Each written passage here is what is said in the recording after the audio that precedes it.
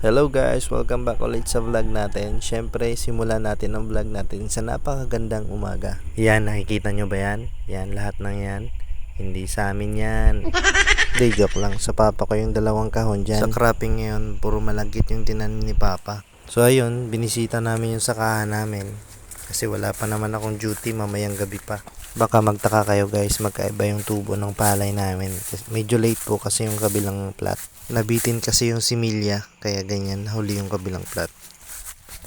So ayun na nga, pagkatapos niya na inangawin na rin ako kasi wala na naman kaming panggatong. Sa inyo guys, anong tawag yan sa inyo? Sa amin kasi palwa. Yung sanga ng nyog. Pinili ko lang dito yung mga tayo para mabilis lang umapoy. Pinagpuputol-putol ka na rin para malagay na rin sa sako. At para magamit na rin agad kasi tuyo na. Ang pangit lang sa kahoy na to guys kasi hindi gaano nagbabaga. Mabilis lang maging abo. Wag na lang kayo mag-focus sa akin guys. Tingnan nyo lang yung background ko gaano kaganda. Nung nasa Maynila pa ako, yan ang iniisip ko. Namimiss ko talaga ang probinsya.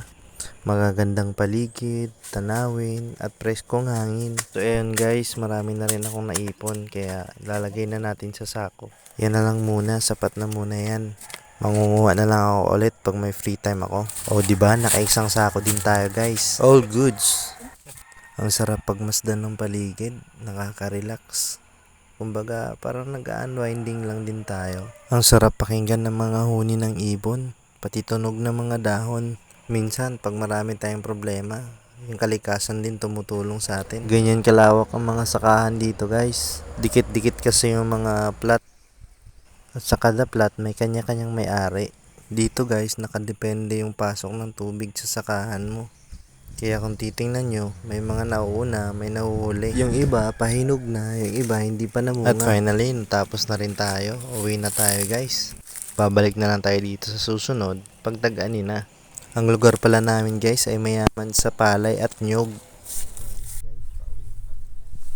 By the way guys, malapit na palang mahinog ang palay natin. Yung iba manilaw-nilaw na.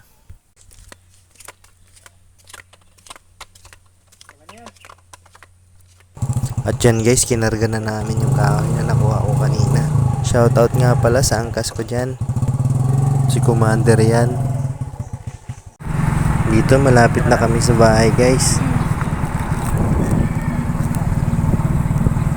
At finally, nakarating na rin kami. At kung umabot ka man sa part na to, maraming salamat guys sa panonood ninyo. Paki-like, share, and subscribe na rin po ng channel natin. Maraming salamat po. At yun lang guys, see you ulit sa next vlog natin. God bless at maraming salamat sa panonood.